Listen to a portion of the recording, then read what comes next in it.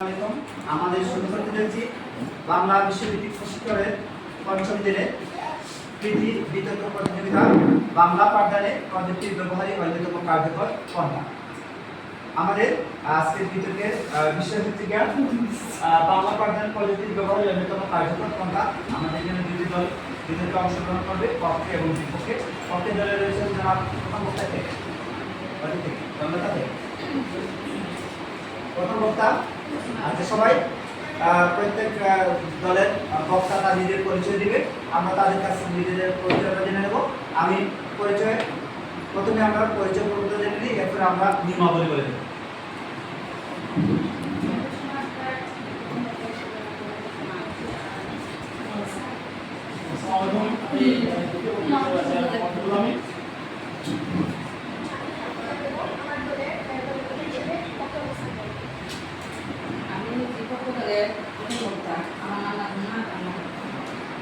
আমি বিপক্ষ দলের দ্বিতীয় বক্তা, আমার নাম হচ্ছে মিলনকান্তি দাস। আমি বিপক্ষ দলের দলনেতা সুয়েব। ধন্যবাদ। আমরা প্রত্যেক দলের সদস্য হিসেবে পরিচিত হলাম। এখানে উপস্থিত আছি আমি মোহাম্মদ বদরুল হোসেন, প্রশিক্ষক। আমার সাথে আছেন জনাব এবং আমাদেরকে সহযোগিতার জন্য উপস্থিত আছেন জনাব। আমাদের নিয়ম হচ্ছে প্রথমে আমরা উদ্বোধন করবো। উদ্বোধন করার পরে প্রত্যেক দলের প্রত্যেক সদস্য 3 মিনিট করে সময় পাবেন তার বক্তব্য উপস্থাপনের জন্য। 2 মিনিট করে সতর্ক সংকেত বাজানো হবে এবং 3 মিনিটে চূড়ান্ত সংকেত বাজানো হবে। এবং প্রত্যেক দলের প্রত্যেক সদস্যের বক্তব্য শেষ হওয়ার পরে 2 মিনিট সময় পাবেন প্রত্যেক দলের সদস্যদের মধ্যে আলোচনা করার জন্য। আলোচনা করে দলনেতা 2 মিনিট করে সময় পাবেন তার বিপক্ষ দলের সদস্যদের যুক্তি খণ্ডনের জন্য। এবং পরবর্তীতে আলোচনার মাধ্যমে আমাদের দলের বিজয়ী এবং বিজিত দল ঘোষণা করা হবে। আমরা শুরু করতে যাচ্ছি এই বিতর্ক প্রতিযোগিতা বাংলা পাঠদান ক্ষেত্রে প্রযুক্তির ব্যবহারে অন্যতম কার্যকর পন্থা। পক্ষ দলের যারা কুলসুমা। আচ্ছা, আমরা প্রথমে দলের সদস্যদের সাথে নিজেদের মধ্যে আলোচনা করার জন্য 1 মিনিট সময় দেওয়া হবে।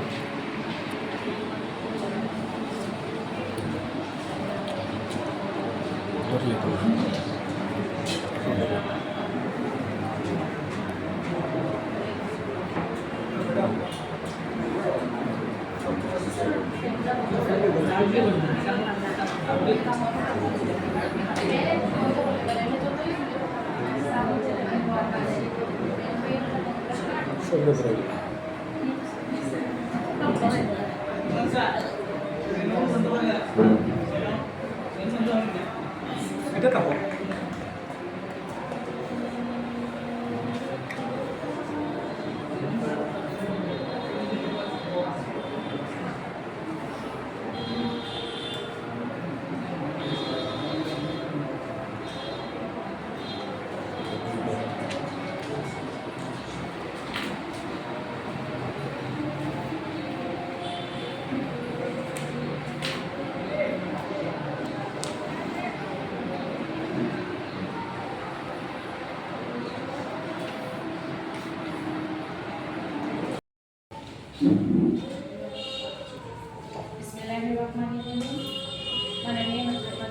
বিগত চার মন্ডলী এবং প্রতিপক্ষের আমার বিদ্যার্থী বন্ধুরা সবাইকে আসসালামু আলাইকুম। কৃতি বিতর্ক প্রতিযোগিতা অনুষ্ঠানে বিতর্কের বিষয় প্রদান করা হয়েছে বাংলা পাঠদানে প্রযুক্তি ব্যবহারের অন্যতম কার্যকর পন্থা। আর সঙ্গত কারণে বিষয়টির পক্ষে আমি এবং আমার দল অবস্থান করছি। মাননীয় আচার্য, একটি কথা প্রথমেই বলতে চাই, যেটা না বললেই নয়। প্রযুক্তি আমাদের জীবনকে করেছে সহজ এবং উন্নত, ঠিক তেমনি বাংলা পাঠদানে এনেছে আমূল পরিবর্তন। প্রযুক্তির ব্যবহারের ফলে শিক্ষার্থীরা হয়েছে বিদ্যালয়মুখী এবং হয়েছে পাঠে মনোযোগী। মাননীয় আচার্য, পাঠকে আকর্ষণীয় করতে এবং চিত্তাকর্ষক করতে শিক্ষার্থীদের মনোযোগ ধরে রাখার জন্য আমাদের অবশ্যই কিছু কাজ করার থাকে, যেটা আমরা গতানুগতিক নিয়মে সবাই কম বেশি করে আসছি।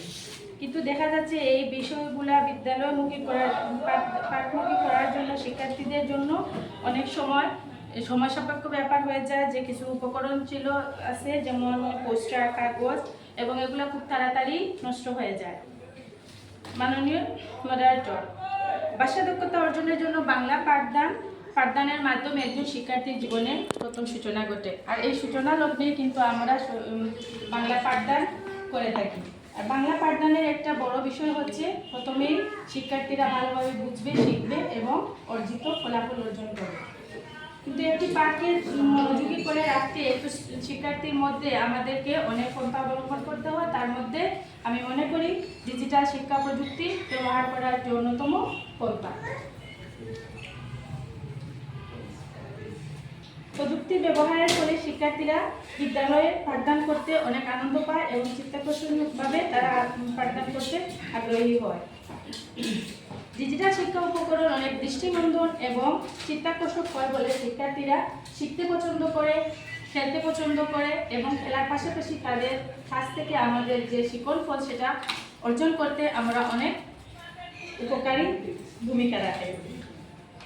মাননীয় মডারেটর, প্রযুক্তির ব্যবহার পাঠকে যেমন সহজ করেছে, প্রাণবন্ত করেছে এবং চিত্তাকর্ষক করেছে। তার জন্য আমাদের কিন্তু অনেক ডিজিটাল উপকরণ রয়েছে, যেগুলোর মধ্যে আমরা রাখতে পারি অডিও ভিডিও ক্লিপ কিংবা মাল্টিমিডিয়া প্রজেক্টর।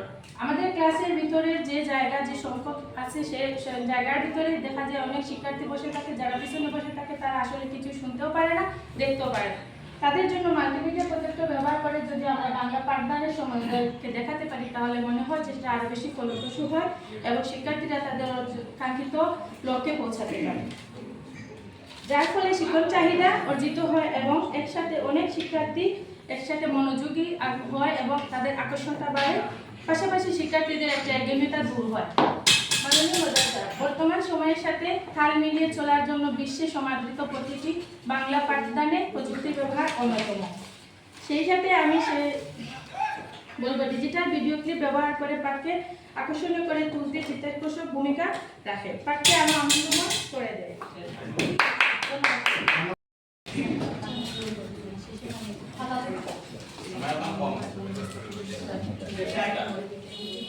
মনিতে চাই না আমি সুন্দর ভবনে, মানবের মাঝে আমি বাঁচিবারে চাই।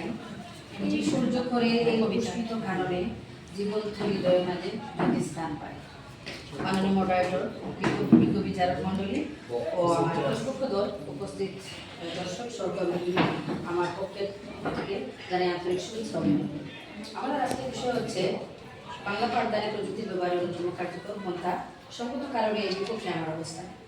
আমি প্রথমে এই বিষয়টিকে সংজ্ঞায়িত করবো এবং বিশ্লেষণ করবো। বাংলা পাঠদানে প্রযুক্তি নয় বরং শিক্ষকদের আন্তরিকতা ও দক্ষতাই হচ্ছে কার্যকর পন্থা। প্রযুক্তি কি? প্রযুক্তি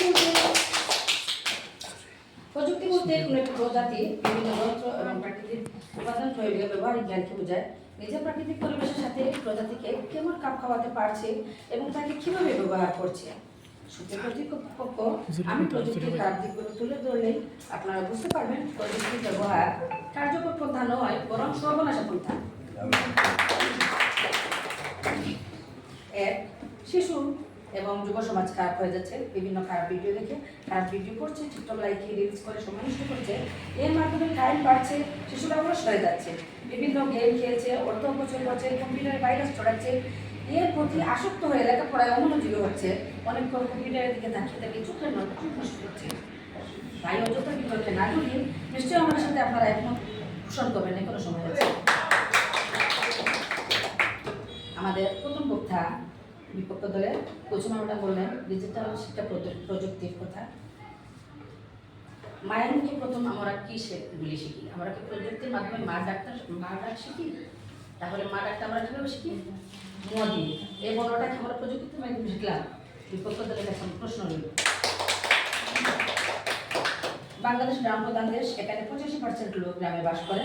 গ্রামে প্রতিদিন গড়ে 8 থেকে 10 ঘন্টা লোডশেডিং থাকে। তাছাড়া জলপটে গাছ ভেঙে যায়, সংযোগ বিচ্ছিন্ন হয়। এই সময় আপনারা কিভাবে ক্লাস নেবেন? আপনারা কি ডিজিটাল প্রযুক্তি ব্যবহারে ক্লাস নেবেন, নাকি বিদ্যুৎ যদি না থাকে তাহলে আপনারা কি ক্লাস বন্ধ করে বাড়ি চলে যাবেন? এই প্রশ্নের তখন প্রযুক্তি ছিল না, তখন কি রবীন্দ্রনাথ নজরুল তৈরি হয়নি। আগে তো প্রযুক্তির কথা তারা কল্পনাও করেনি। মাননীয় মডারেটর, আজকের তত্ত্বাবধায়ক সরকারের প্রধান উপদেষ্টা জনাব ডক্টর ইউনূস বাংলাদেশের প্রথম নোবেল বিজয়ী, তিনি তো প্রযুক্তি নির্ভর লেখাপড়া করেনি। আমেরিকা একজন নামকরা বিজ্ঞানী আতাউল করিম এই বড়লেখার একটি সন্তান, যাকে আমরা সবাই চিনি, তিনি তো প্রযুক্তির সঙ্গে যুগে লেখাপড়া করেনি। আসলে বিশ্বাসী মিলায় বস্তু তর্কে বহুদূর। ভাষার দক্ষতা উন্নয়নের জন্য শূন্যবলা পড়ালেখা এর প্রযুক্তি ব্যবহারের জন্য বিদ্যালয়ে একটা শিশুর আগেই আসার আগেই তো শিশুরা শূন্যবলার বিষয়ে পারদর্শী। ধন্যবাদ সবাইকে। ধন্যবাদ। বিপক্ষ দলের প্রথম বক্তা তার সুন্দর বক্তব্য উপস্থাপনের জন্য। এবারে আমি আহ্বান জানাচ্ছি পক্ষ দলের দ্বিতীয় বক্তা জনাব রুহুল আমিনকে তার দলের পক্ষে বক্তব্য উপস্থাপন। সম্মানিত বিপক্ষ দলের শ্রোতা মন্ডলী, আসসালামু আলাইকুম। আদাব। আমাদের আজকের বিষয় নির্ধারণ করা হয়েছে বাংলা পাঠ্য প্রযুক্তি অন্যতম কার্যকর পন্থা। সংগত কারণে আমি এর পক্ষে অবস্থান। সম্মানিত বিপক্ষ দলের প্রথম বক্তার কথা দিয়ে আমি শুরু করতে চাই। তিনি বলেছেন শিশু নষ্ট হয়ে যাচ্ছে। আসলে শিশু নষ্ট হয়ে যাচ্ছে কিসের জন্য? ফেসবুক, ইউটিউব এইসব ব্যবহার করার জন্য। আসলে যে কোনো প্রযুক্তি যখন তৈরি হয় তখন কিসের জন্য? আমাদের কল্যাণের জন্য তৈরি হয়। এটা নষ্ট হয়ে যাচ্ছে তার ব্যবহারের জন্য, তার ব্যবহারের কারণে। গার্জিয়ানের দোষ, এটা এই শিক্ষকের বা অন্যদের দেখা এদের দোষ। এটা প্রযুক্তি কোনো দোষ পায় না। সময় প্রযুক্তি ছাড়া আমাকে কীভাবে চিন্তা করতে হবে? ওনারা একটু বসে আছেন, এই যে কলম দিয়ে লেখছে, এটা হচ্ছে প্রযুক্তি। এটা প্রযুক্তি থেকে এটা হচ্ছে প্রযুক্তি। এই বোর্ডটা কোথা থেকে আসে? এটা হচ্ছে প্রযুক্তি। এই যে আপনি লেখাপড়া করছেন, আমার বাংলা পাঠ পড়াবেন, বাংলা পাঠ যে বইটা লেখা আছে, এই বইটা প্রযুক্তি থেকে আসছে। প্রযুক্তি ছাড়া আপনি চিন্তা করতে পারেন। আপনারা কেন কিছু থেকে আসছে? আমরা চাচ্ছি আপনাদের সামনে নিয়ে আসছে এই যে ডিজিটাল কন্টেন্ট, এগুলো আমরা ব্যবহার করছি কিসের জন্য? প্রযুক্তির জন্য। আপনি বার্ষিক কাজ করতে পারবেন, যুক্ত কোনো ব্যাংকের এটা খুব সহজে আমরা পড়ানোর মাধ্যমে। তাছাড়া আমার প্রথম বক্তা বলে গেছেন, এই যে উপকরণ, পুরাতন যে উপকরণ তৈরি করতে কত কষ্ট হয়। আজকে যে আমি একটি শপথ পাঠ নিয়েছি বলেছেন আপনারা, কিন্তু কত কষ্ট করছি আমি তা আমি জানি। 100 টাকা আমার খরচ আছে, কিন্তু ডিজিটাল করতে মানে তারপর আমি চালাই দিতাম এবং আমার রিল্যাক্স করে আমি সত্যি বলতে 100% আমি শপথ দিতাম। এটা একদম খুব সহজ। আর এই যে উপকরণ আমার স্যার আমাকে দিয়ে দিয়েছেন আমার বিচার করার জন্য, যদি আমি ডিজিটাল কন্টেন্ট আমি নিয়ে আসতে পারতাম তাহলে আপনার পেনটা দিতেন, আপনাদের সবার কাছে আমি দিতেন। কিন্তু দুঃখের বিষয় প্রযুক্তি কারণে আমি আপনারা তো নেবেন না, কারণ আপনারা চাচ্ছেন না এইসব। সামনে আসেন, আমরা যাই। আপনার কি প্রযুক্তি ব্যবহার করেন না? আপনার কি মোবাইল ফোন ব্যবহার করেন না? আমি তো মনে করি আপনার মোবাইল ফোন ব্যবহার সব কিছু ব্যবহার করেন। আপনার প্রযুক্তি করবেন, কিন্তু আপনার শিক্ষার্থীরা কি ওই অচপনা পড়ে যাবে? একটু হতে পারে না। এবার আমি বলি শোনার ক্ষেত্রে আপনি স্পিকার, এই যে আপনি বলছেন গরম লাগছে, যদি আমার স্পিকারটা আমার ফ্যান বন্ধ করে দেন, আপনার ফ্যান চালিয়ে দেখা করেন, আমরা কি বলবো? আমরা যদি শোনার ক্ষেত্রে বলতে পারবো তোমার ফ্যান চলে যাবে। লেখার ক্ষেত্রে আপনি বলবেন লেখা যায় কলম, ক্লিপ সব কিছু আমরা কিনতে পারছি এই প্রযুক্তি। এবং পড়ার ক্ষেত্রে আমরা যদি ধ্বনির সাউন্ড, এই যে সাউন্ডের কি সমস্যা, কি বলে যখন না বড় কত কষ্ট করতে হয় বসে গেছে, কিন্তু আমাদের যে প্রমুখ উচ্চারণ থাকে আমার ডিজিটাল করে থাকে, তাহলে সহজে আমরা সুন্দরভাবে এই ধ্বনি উচ্চারণটা আমাদের ফোকাস করতে পারতাম, আমার বাচ্চারা শিখতে পারে।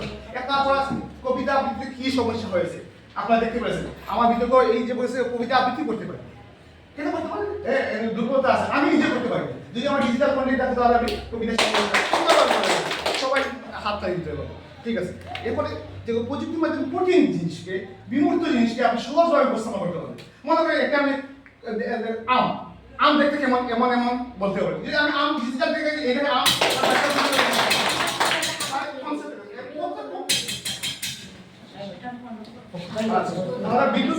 বিদ্যুৎ ওয়াইফাই কম্পিউটার কিসের জন্য দিয়েছে? এগুলাকে এই ঘরে বিদ্যালয় বসার জন্য দিয়েছে। এটা আপনারা ব্যবহার করলে এটা উপকৃত হবে, আপনি উপকৃত হবেন, পাশাপাশি শিক্ষার্থীরা উপকৃত হবে। আপনি যে কোনো বড় ক্লাসে প্রযুক্তি ব্যবহার সচেতনতা আবার বলছি, কম্পিউটার আইসিটি প্রশিক্ষণ দিয়ে আপনারা অসুস্থভাবে বসে পড়ে আছেন। আমি মনে করি আপনার পিসি আছেন, ডিজিটাল কন্টেন্টের মাধ্যমে ব্যবহার পাঠদান করতে আপনার ব্যর্থ হচ্ছে। এই জন্য আপনারা বলছেন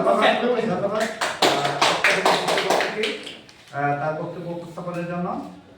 এবারে আহ্বান জানাচ্ছি আমাদের বিপক্ষ দলের দ্বিতীয় বক্তা মিলন কান্তি দাসকে তার বক্তব্য উপস্থাপন। ধন্যবাদ স্যার সুযোগ দেওয়ার জন্য। চিরসুখী জন নবীন কখনো ব্যতীত বেদন বুঝতে পারে, কি যাতনা বিষয়ে বুঝিবে কি কিসে কবু আসবে সে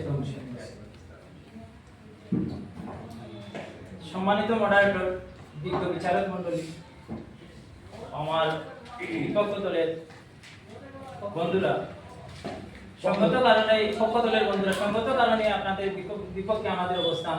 আজকে বিতর্কের বিষয় নির্ধারণ করা হয়েছে বাংলা পাঠদানে প্রযুক্তির ব্যবহারই অন্যতম কার্যকর পন্থা। বাংলা পাঠদানে প্রযুক্তির ব্যবহারই অন্যতম কার্যকর পন্থা একটা সহায়ক হিসেবে আমরা এটাকে নিতে পারি, কিন্তু একমাত্র পন্থা বা কার্যকর পন্থা হিসেবে আমরা এটাকে গ্রহণ করতে পারি না। আমার পক্ষ দলের বন্ধু রুহুল আমিন যে বলে গেলেন আমের কথা, ডিজিটাল কন্টেন্টের মাধ্যমে এটা আপনাদের সামনে তুলে ধরবো। আমরা যদি বাস্তবে শিশুর হাতে এনে আম দিই, বাস্তবে যদি শিশুকে এটা দেখায়, এরপরে তাহলে যদি এটা কেটে খাওয়ায়, তখন এটার স্বাদ গন্ধ সবকিছু সে অবজার্ভ করতে পারবে এবং টেস্টি আবার আমি বললেন যে বিভিন্ন ধরনের এই যে প্রযুক্তি ব্যবহারে বিভিন্ন ধরনের যে জিনিসগুলো তৈরি করা হয়, কলম ধরে আর ভিন্ন ভিন্ন যে জিনিসগুলো, মনে করেন আলবার্ট ডুবেল আবিষ্কার করেছিলেন আপনার ডিনামাইট, পাহাড় ভাঙা কাজে, ভালো কাজে, কিন্তু এটার মিসইউজ করা হয়েছে। কেন মিসইউজ করা হয়েছে? এই যে প্রযুক্তির আশীর্বাদ নিতে গিয়ে আমরা অভিশাপ গ্রহণ করছি।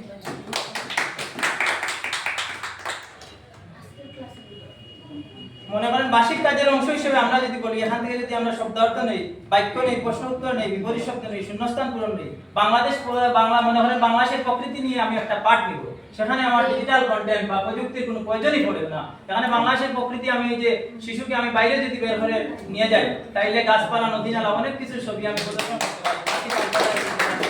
যদি আমি রাতে এবং দিনের অন্ধকার বোঝানোর জন্য চেষ্টা করি আমি আমার মনে করেন শিক্ষার্থীদের, তাইলে আমি এই ঘরটা মনে করেন আজকে দিন এই সময়ে আমি এই ঘরটা ক্লোজ করে দেবো, সব লাইট বন্ধ করে আমি ঘরটা অন্ধকারে পরিণত করবো, অন্ধকারে অবজার্ভ করবো, রাতের সাথে এটাকে নিয়ে আসবো।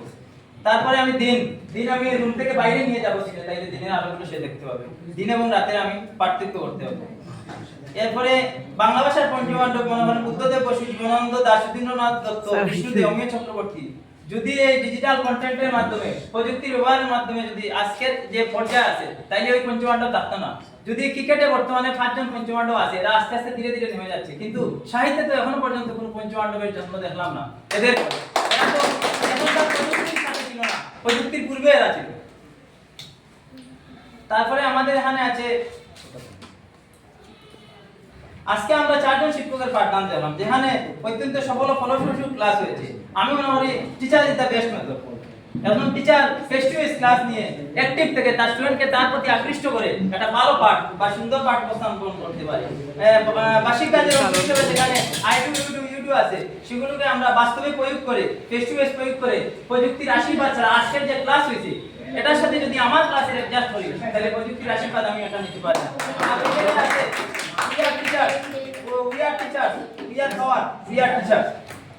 ধন্যবাদ।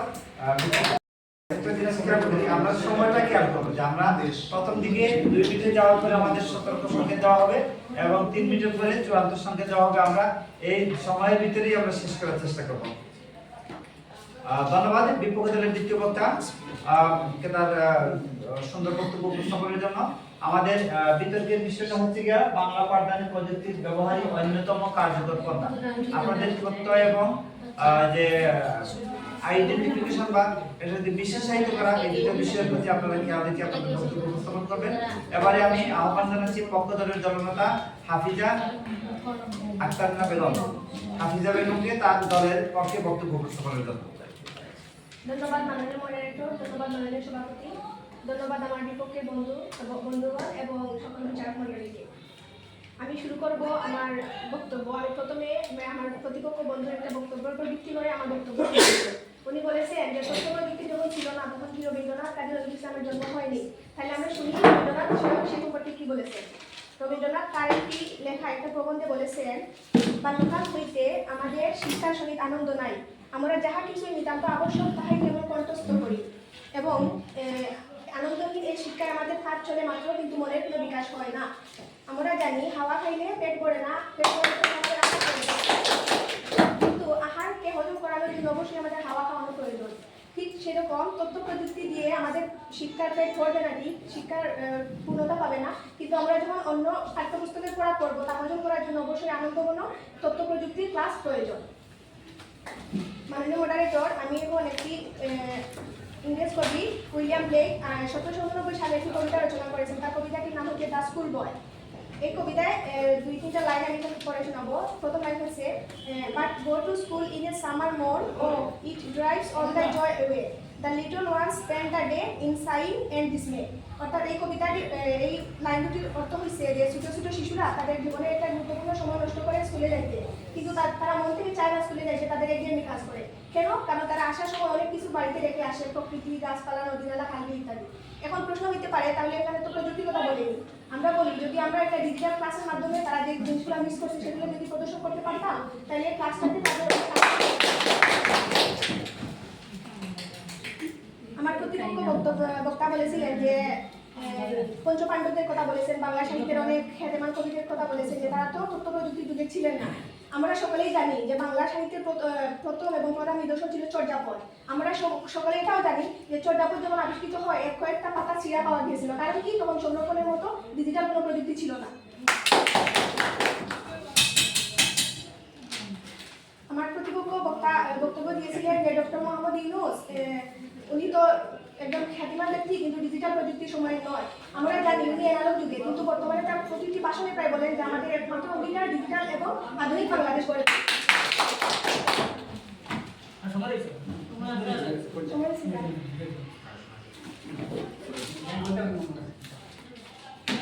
আমার প্রতিপক্ষ বক্তা বলেছিলেন যে বাংলা পাঠদানে প্রযুক্তির ব্যবহারই অন্যতম একমাত্র কার্যকর পন্থা নয়। তিনি হয়তো এটা খেয়াল করেনি যে আমাদের পাঠের বিতর্কের বিষয় হচ্ছে অন্যতম কার্যকর পন্থা। আমার প্রতিপক্ষ বক্তা বলেছিলেন যে আমরা এখানে আম না দেখিয়ে আমরা সরাসরি টেস্ট করাতে পারি, কিন্তু উনি সেটা জানেন অবশ্য যে আম একটা সিজনাল ফল, আমরা যখন তখন চাই সময় সাপেক্ষ ব্যাপার।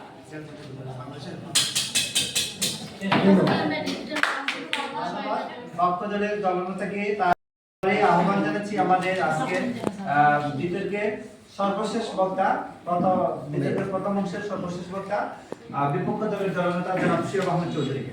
ধন্যবাদ মাননীয় বিচারক মণ্ডলী এবং মাননীয় মডারেটর। আমাদের আজকের বিতর্কের বিষয় হচ্ছে বাংলা পাঠদানের অন্যতম কার্যকর পন্থা।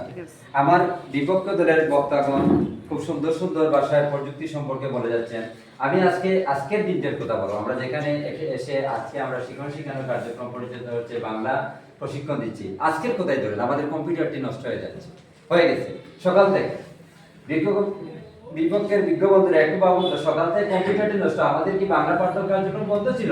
অবশ্যই না, ঠিক না? আমরা কি আমাদের কার্যক্রম চালিয়ে? তাহলে দেখেন এটা একেবারে বাস্তব। আমরা যেটা আছি একটা জিনিস চিন্তা করেন যে আজকে যে আমরা এটা নিঃসন্দেহে বলতে পারি প্রযুক্তি একটি গৌণ বিষয়, এখানে মুখ্য বিষয় না।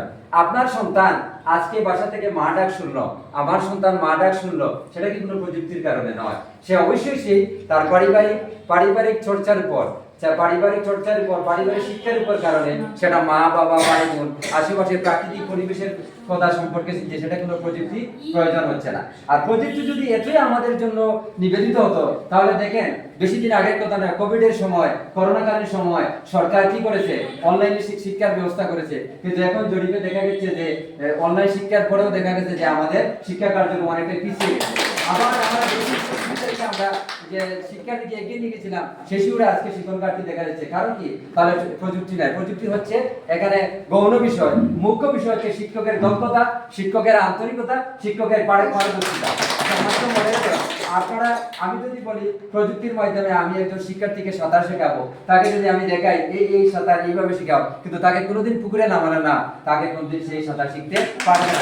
এখানে তার বাস্তব জ্ঞানের প্রয়োজন। তাই আমি আমার বিজ্ঞ বন্ধুদের বলবো, আসুন আমরা একমত হই যে বাংলা পাঠদানে প্রযুক্তির ব্যবহার অন্যতম কার্যকর পন্থা নয়, এটি একটি স্বাভাবিক পন্থা যেটা আমরা অন্যদের কাজে লাগে।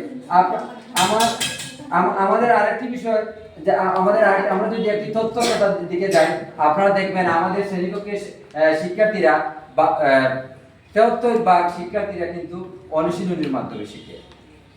একবার শিখে শুধু তারা এই বিভিন্নভাবে প্রযুক্তি নির্ভর হয়। তাহলে আপনারা দেখেন এই 72% শিক্ষার্থীরা কারা করছে? শিক্ষকরা করছে। যেখানে শিক্ষকের যতটুকু দক্ষতা, যে জায়গায় সেই জায়গায় শিক্ষণফল বেশি, সেই জায়গায় শিক্ষকরা ছাত্ররা কিন্তু এগিয়ে যাচ্ছে।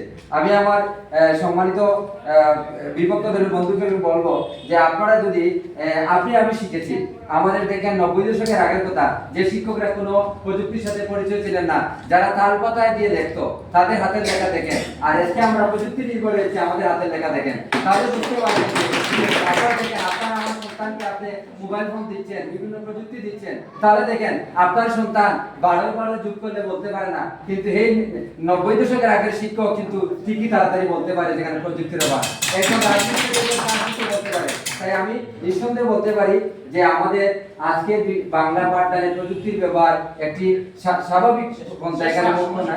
ধন্যবাদ সবাইকে, ধন্যবাদ মাননীয় মণ্ডলী। বিষয়বস্তু আজকে আমাদের বিদ্যালয় নির্ধারিত হয়েছে বাংলা পাঠদানের প্রযুক্তির ব্যবহারই অন্যতম কার্যকর প্রমাণ। এবারে আমাদের যুক্তি খণ্ডনের পালা।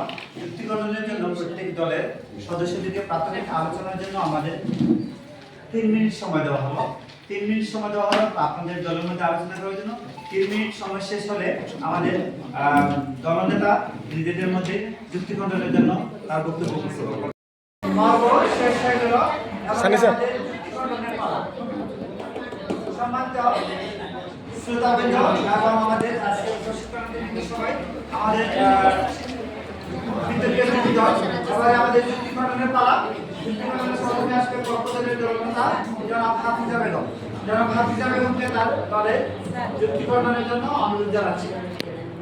ধন্যবাদ মাননীয় মডারেটর সাহেবকে আমাকে আমার আমি প্রতিপক্ষ দলের আপনারা বলেছিলেন প্রযুক্তি হচ্ছে একটি বাধা সত্য পরিস্থিতি যুগে। এখানে বিষয়ে আমরা সকলেই জানি বর্তমান যুগ হচ্ছে শতভাগ বিদ্যুতায়নের যুগ এবং নিরবিচ্ছিন্ন বিদ্যুতের যুগ। মাঝে মধ্যে হয়তো বিয়ের পর বিদ্যুৎ চলে যায় বা আসে, সেটা হচ্ছে বিচ্ছিন্ন ঘটনা। কিন্তু আমরা সকলে জানি বর্তমানে বাংলাদেশে শতভাগ বিদ্যুতায়ন এবং নিরবিচ্ছিন্ন বিদ্যুৎ বিদ্যমান। ওনারা বলছেন যে প্রযুক্তিবিহীন যুগ ছিল, সেই সময় কি কোনো পরিমাণ ছিল না। বলতে চাই যে তখন ছিল তখন ছিল দ্বিতীয় শিল্প বিপ্লবের যুগ, তখন মাত্র সর্বোচ্চ আবিষ্কার ছিল বিদ্যুৎ আবিষ্কার। কিন্তু বর্তমান যুগ হচ্ছে চতুর্থ শিল্প বিপ্লবের যুগ এবং বর্তমানে সবকিছু নিয়ন্ত্রিত হচ্ছে আর্টিফিশিয়াল ইন্টেলিজেন্স। এখনকার এই সময়ে এসে আমরা তথ্য প্রযুক্তির অবদানকে কোনোভাবেই স্বীকার করতে পারি না। মাননীয় মডারেটর সাহেব, আমরা গত 2 দিন আগে একটা ক্লাস নিয়েছিলাম, ম্যাডাম একটা ছবি দিয়েছিলেন আমাদেরকে প্রজেক্টের মাধ্যমে, যেখানে বাংলাদেশের প্রকৃতি দেখিয়েছিলেন এবং সবাইকে বলছেন যে এটা দেখে একটা গল্প তৈরি করুন। আপনারা জানেন যে সকলে কিন্তু সুন্দর সৃজনশীলতা দেখিয়েছেন এবং সকলের সৃজনশীলতা খুব সহজেই প্রস্ফুটিত হয়। ছবি দেখে আমরা যা লিখতে পারি, আমরা কথা শুনে বা গল্প শোনার মাধ্যমে সেভাবে প্রকাশিত করতে পারি না। আমার সম্মানিত বিপক্ষ দলের বন্ধু বলেছেন যে করোনাকালীন সময়ে যখন অনলাইনে ক্লাস ছিল, তখন দেখা যায় যে বেশিরভাগ ক্ষেত্রে অনলাইন শিক্ষা ব্যবস্থা ফলপ্রসূ ছিল না। এটা ঠিক, কারণ অফলাইনের সাথে পার্থক্য বলে দেখা যায় অনলাইন যতটা এফেক্টিভ না সরাসরি। কিন্তু এটা আমরা সকলেই জানি, যদি অনলাইন বা তথ্য প্রযুক্তি না থাকতো, সকলেই জীবন থেকে 2 বছরের মতো হারিয়ে যেত। ছিল তারা পরবর্তী 2 বছর পরে আমাদের ক্লাস চলতে প্রতিযোগিত হতো যদি অনলাইনের ব্যবস্থাটা আমাদের না থাকতো। আমার বিপক্ষ দলের বন্ধু বলেছেন যে আমরা তো জন্মের পরেই প্রথমে মায়ের কাছ থেকে, মায়ের মুখ থেকে শুনে শুনে বড় হয়। ঠিক আছে, আমরা মায়ের মুখ থেকে শুনে বড় হয়, কিন্তু যখন আমরা স্কুলে গিয়ে ভর্তি হই তখন দেখা যায় আমরা সংযুক্ত অকে বলি সংযুক্ত অ, কারণ ওইখানে আমাদের ভুল ধরা পড়ে এবং বর্তমানে সে ভুলগুলো ধরিয়ে দেন এবং শুধরিয়ে দেন আমাদেরকে।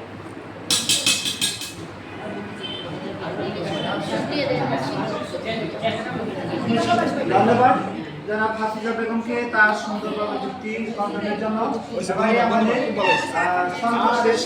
আজকে বিতর্কের সর্বশেষ বক্তা যুক্তি খণ্ডনের পালা দলনেতা জনাব শেখ আহমেদ চৌধুরীকে তার বক্তব্য উপস্থাপন করার ধন্যবাদ জন্য। মাননীয় মডারেটর, আমাকে সুযোগ দেওয়ার জন্য। আবার আমি আসলে আমার বিপক্ষ দলকে আমি এখন বিপক্ষ দলকে ধন্যবাদ দিচ্ছি, কারণ আমাদের সাথে একমত হয়ে যেন তিনি স্বীকার করেছেন যে করোনাকালীন সময়ে যে আমরা শিক্ষা ব্যবস্থা পিছিয়ে অর্থাৎ সেখানে কিন্তু আমরা বুঝতে পেরেছি যে প্রযুক্তি কিন্তু এফেক্টিভ না। সেখানে হচ্ছে শিক্ষকের দক্ষতা এবং তার প্রাকৃতিক পরিবেশের সাথে, সেটাই হচ্ছে মুখ্য বিষয়। আমার আরেক বিপক্ষ দলের আরেকজন বন্ধু বলেছেন যে আম 12 মাস পাওয়া যায় না। আপনি যদি এখন বাজারে যান দেখবেন শীতকালে সবজি কিন্তু গ্রীষ্মকালে পাওয়া যায়, গ্রীষ্মকালে সবজি শীতকালে পাওয়া যায়। এখন কাটিমন আম দেখেন এখানে 12 মাস চাষ হয়। আমার সাথে আসেন পড়ালেখার ইউনিভার্সিটিতে, আমি কাটিমন আমটাকে সংগ্রহ করেছি। আর আপনারা যারা বলেছেন শুধু প্রযুক্তি, আসলে একটা বিষয় দেখেন, এই প্রযুক্তিটা পরিচালনা কে করবে? প্রযুক্তি পরিচালনা করতে হবে ডকুমেন্ট জনশক্তি। আমি শিক্ষক, আমি যদি ডকুমেন্ট না পাই তাহলে আমি কিভাবে প্রযুক্তি পরিচালনা করবো? আমি বলেছেন এজন্য আমাকে আমার প্রয়োজন হলো দক্ষ জনশক্তি। আমি শিক্ষক দক্ষ হতে হবে। আমি যদি শিক্ষক দক্ষ না হই তাহলে এই যে আপনারা বলেছেন যে আমরা যে ইয়ে করতে পারে না, ও সন্দুক ও বা সন্দুক বিষয় যদি শিক্ষক দক্ষ না হতে এখানে ইনপুট করবে কি? আপনি যেটা বলেছেন কম্পিউটারে ইনপুট করতে যে শিক্ষক দক্ষ শিক্ষক যদি হয় তাহলে অবশ্যই তার স্বরভঙ্গি ঠিক থাকবে, তার ধ্বনি উচ্চারণ ঠিক থাকবে, সবকিছু ঠিক থাকবে, শব্দের বাচনভঙ্গি সবকিছু ঠিক থাকবে। তাহলে সেখানে প্রযুক্তি না, আগে আমার শিক্ষক দক্ষ হতে হবে, তারপর কিন্তু আমি ইনপুট ভালো হলে আমার আউটপুট ভালো আসবে। এজন্য আমি মনে করি যে আমরা বাংলা পাঠদানে প্রযুক্তির ব্যবহার একটি গৌণ, মুখ্য নয়। আসুন আমরা আমাদের সাথে একমত হন এবং আমাদের পারিপার্শ্বিক অবস্থা বিবেচনা করে। আমার বিপক্ষ দলের দলনেতা বলেছেন যে আমরা ইলেকট্রিসিটি আমাদের কোনো লোডশেডিং নাই। আগামীকাল শনিবার আপনি বুঝতে পারবেন প্রতি শনিবারে এজন্য আমরা বাস্তবতার সাথে আমরা বলবো আমরা কিন্তু বাস্তবতার বাইরে যাব না। ধন্যবাদ সবাইকে। আজকের বিষয় বাংলা পাঠদানের প্রযুক্তি ব্যবহার অন্যতম কার্যকর পন্থা। আমাদের বিপক্ষে সুসংগত অবস্থান ছিল। আমাদের সবাইকে সুযোগ করে দেওয়ার জন্য ধন্যবাদ।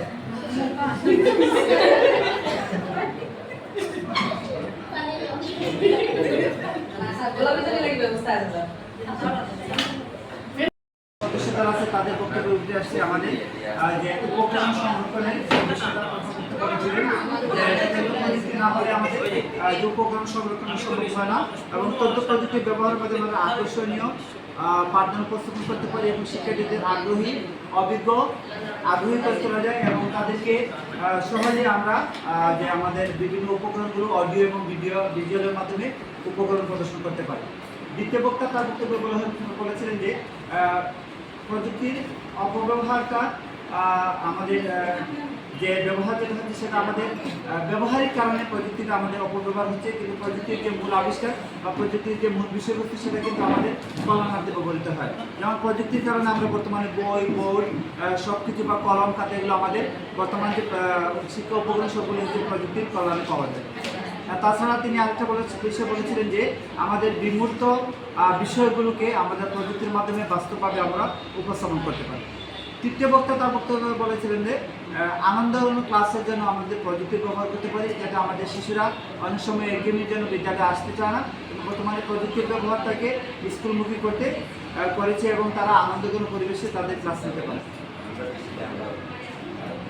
তার আরেকটা বক্তব্য বলেছেন বর্তমানে বাংলাদেশের যে প্রচলিত ধর্ম যেটা আছে সেটা আধুনিক প্রযুক্তি নির্ভর বাংলাদেশ গড়ার জন্য আমাদের সরকার কাজ করে যাচ্ছে।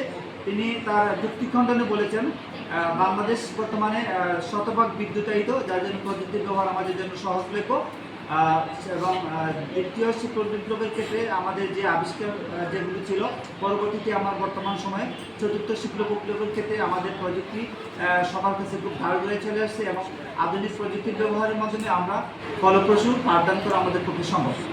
আমাদের বিপক্ষ দলের সদস্যবৃন্দ তাদের বক্তব্যে প্রথম বক্তা বলেছেন শিক্ষকের আন্তরিকতাই হচ্ছে সবচেয়ে বড়, শিক্ষাদানের ক্ষেত্রে শিক্ষকের আন্তরিকতাই হচ্ছে সবচেয়ে বড় বিষয়।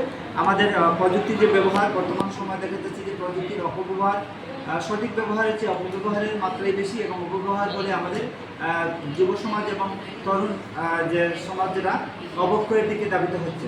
তারপরে দেখা যাচ্ছে যে 85% বিদ্যুৎ বাংলাদেশের গ্রাম নির্ভর এবং 85% বিদ্যুতের অপব্যবহার এবং প্রয়োজনীয় সময় আমাদের বিদ্যুতের ঘাটতি থেকে যায়, যার জন্য আমরা ফলপ্রসূভাবে প্রযুক্তি নির্ভর ক্লাস নিতে পারি। দ্বিতীয় বক্তা তার বক্তব্য বলেছেন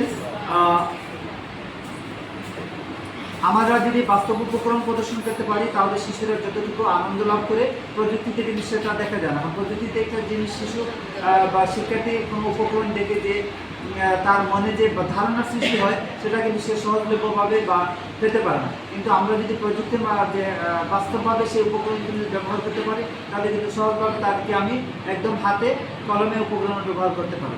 এরপর দেখা যাচ্ছে যে বাংলা সাহিত্যের ক্ষেত্রে তিনি বলেছেন একটা কথা যে আমাদের ঊনবিংশ শতাব্দীর প্রথম দিকে বাংলা সাহিত্যের যে অগ্রগতি সাধিত হয়েছিল সেখানে কিন্তু প্রযুক্তির কোনো ব্যবহার ছিল না, কিন্তু আধুনিকরা দেখা যাচ্ছে যে আমরা সেই রকম প্রযুক্তি নির্ভর হওয়ার কারণে আমাদের লেখাগুলো বা এটা হচ্ছে নির্দিষ্ট একটা শ্রেণীর মধ্যেই সীমাবদ্ধ থাকে, আর যেটা আমাদের সাধারণ পাঠকের ক্ষেত্রে বা সাধারণ মানুষের ক্ষেত্রে কিন্তু সেটা পৌঁছানো সম্ভব হচ্ছে না। তৃতীয় বক্তা বলেছেন যে কোভিড চলাকালীন সময়ে আমাদের যে প্রযুক্তি নির্ভর ক্লাস যেগুলো ছিল, যেটা প্রচলিত ছিল আমাদের দেশে সরকারের মাধ্যমে, সেটা কিন্তু আমাদের এফেক্টিভ ক্লাস হয়নি। অর্থাৎ শিশুদেরকে যদিও আমরা যে চেষ্টা করেছি তাদেরকে আধুনিক প্রযুক্তির মাধ্যমে ক্লাস দিতে, কিন্তু তারা সেখানে আগ্রহ হয়নি এবং আমাদের এটা ফলপ্রসূ হয়নি। তাছাড়া দেখা যাচ্ছে যে তিনি আরেকটা যুক্তি উপস্থাপন করেছেন, 72 ভাগ শিশু শিখে স্বাভাবিক মাধ্যমে, মাত্র 1 ভাগ শিশু শিখে প্রযুক্তির মাধ্যমে। তারপরে তিনি সবশেষে তার যুক্তিকণ্ডনে বলেছেন যে আমাদের সবচেয়ে বড় মেধাটা হচ্ছে যে শিক্ষক। একজন আমরা যদি প্রথম দিকে আমাদের আধুনিক পর্যায়ে যারা আসছেন, যারা শিক্ষকতা আছেন, তাদেরকে যদি দক্ষ হিসেবে করতে পারি তাহলে আমরা প্রযুক্তি নির্ভর ক্লাস বা অন্যান্য ক্লাসগুলো দক্ষভাবে দিতে পারবেন। কিন্তু আমাদের শিক্ষকদের মধ্যে দেখা যাচ্ছে যে একটা বড় রকমের একটা শ্রেণী আমাদের প্রযুক্তি ব্যবহারের বাইরে রয়ে যাচ্ছে, যার জন্য আমাদের ফলপ্রসূভাবে প্রযুক্তির ক্লাস নেওয়া সম্ভব হচ্ছে না। ধন্যবাদ সবাইকে। আমরা এখন দেখেছি আমাদের যে মূল বিষয়টা ছিল বাংলা পাঠদানে প্রযুক্তির ব্যবহার কি, অন্যতম কার্যকর পন্থা। অন্যতম বলতে আমরা কি বুঝি? অনেকগুলোর মধ্যে একটি। অন্যতম বলতে কি বুঝি? অনেকগুলোর মধ্যে একটি। তাহলে কিন্তু আমাদের পক্ষ থেকে যেভাবে আমাদের যুক্তি করে যে আমাদের সবচেয়ে বেশি কার্যকর পন্থা হচ্ছে যে প্রযুক্তির ব্যবহার এবং প্রযুক্তিটা হচ্ছে আমাদের এফেক্টিভ, সেটা কিন্তু আসলেই আমাদের বক্তব্য আমাদের বিতর্কের বিষয়ে কিন্তু সেটাকে আমরা ডিভাইড করে দিচ্ছি যে আমরা একমাত্র বা যুক্তিসঙ্গত বা সবচেয়ে এফেক্টিভ এটা কিন্তু বলার সুযোগ নেই, কারণ আমাদের বিষয়টাই হচ্ছে গিয়া অন্যতম প্রযুক্তির ব্যবহারই অন্যতম কার্যকর একমাত্র কার্যকর পন্থা নয়, কার্যকর পন্থা নয়। অনেকগুলো আছে আমাদের, আমরা যারা জানি যে যারা বিজ্ঞান প্রজেক্ট আছে বা অন্যান্য প্রজেক্ট আছে বা সেগুলো প্রজেক্ট পদ্ধতি আছে যেটা আমরা প্রজেক্টের মাধ্যমে সেটা করতে পারি, বাইরে যেতে পারি, বাইরে করতে পারি, সেটা কিন্তু আমাদের পাঠদানের একটা অংশ। এরপর আছে যে আমাদের প্রত্যয় ব্যবহার এখানে প্রত্যয় দ্বারা এটাকে কিন্তু লিমিটেশন করা হয়েছে। এই বিষয়টা আমাদেরকে চিন্তায় আনতে হবে এবং প্রযুক্তি ছাড়া আমরা দুইভাবেই কাজ করা আমাদের পক্ষে সম্ভব। এখানে বলা হয়েছে যে প্রযুক্তির ব্যবহার অন্যতম, এই বিষয়টা আমাদের আনতে হবে যে আমরা শতভাগ স্কুল কিন্তু প্রযুক্তি নির্ভর না। আবার প্রযুক্তি নির্ভর হওয়ার পরে আমাদের যেসব বিদ্যালয়গুলোতে প্রযুক্তি দেওয়া হয়েছে বা যেখানে আছে, এখানে কিন্তু দেখা যাচ্ছে যে প্রযুক্তির ভালো দক্ষ শিক্ষক নেই।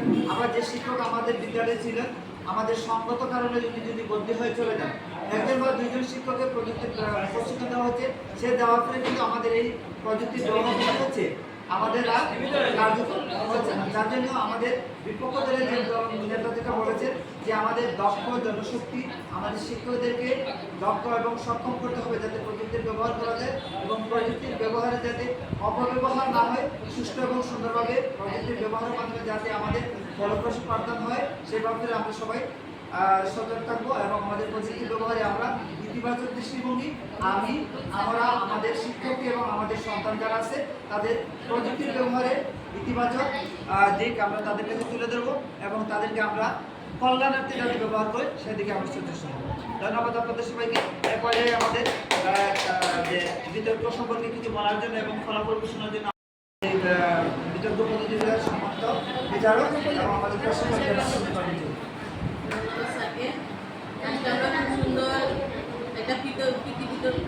তার আগে আমাদেরকে বিতর্কে সহযোগিতা করার জন্য আমাদের আরেকজন সহকর্মী তারা জাভেদ আহমদকে আমাদের পক্ষ থেকে ধন্যবাদ জানাচ্ছি। আমাদের ম্যাডামের ফলাফল ঘোষণা করবেন এবং তার বক্তব্য আমরা সবাই একটা সুন্দর আনন্দঘন পরিবেশে একটা বিতর্ক উপভোগ করলাম। আজকের বিতর্কের বিষয় ছিল বাংলা পাঠদানের প্রযুক্তির ব্যবহারে অন্যতম কার্যকর পন্থা বা উপায়। অত্যন্ত সুন্দরভাবে প্রত্যেক দলই চেয়েছেন তাদের নিজ নিজ স্থান থেকে তাদের বিতর্কটাকে তাদের যুক্তিটাকে সুন্দরভাবে তুলে ধরার জন্য দুই পক্ষেরই বিতর্কটা খুব সুন্দর হয়েছে। যারা যে যুক্তি দেখিয়েছেন প্রত্যেক দলই তার নিজস্ব স্থান থেকে মোটামুটি ভালোই হয়েছেন আমার মতে। তবে যেহেতু সব প্রতিযোগীদের হার জিত থাকে, আপনারা বলেছেন যে বিতর্কে আপনাদের রেজাল্ট দেওয়ার জন্য, এর জন্য স্যার রেজাল্ট দেওয়ার ব্যবস্থা করেছেন। এটা কিন্তু কোনো ইয়ে না, ফলাফল না, দুইজনই ভালো করেছেন। তবে যেহেতু আপনারা ফার্স্ট সেকেন্ড হতে চেয়েছেন, এর জন্য আমরা একটা মার্কিং দেওয়ার ব্যবস্থা করেছি। আমাদের পক্ষ দল পেয়েছেন 19 নাম্বার আর বিপক্ষ দল পেয়েছেন 20 নাম্বার।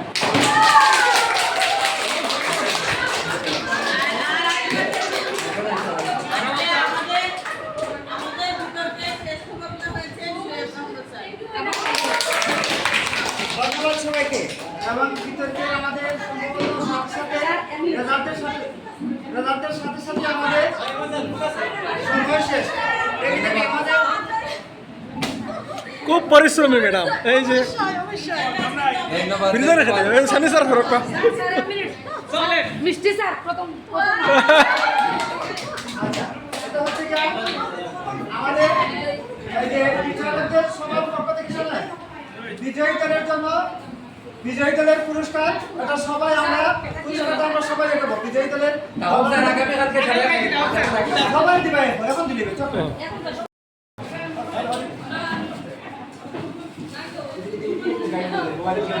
যে খুশি লাগে রে। ঠিক আছে, সবরে তুলছি। ওকে, আচ্ছা সবাই ভালো থাকবেন। আমাদের ওই দুটো খাতা দিয়ে লেখা পরবর্তী ব্যাচে লাগবে।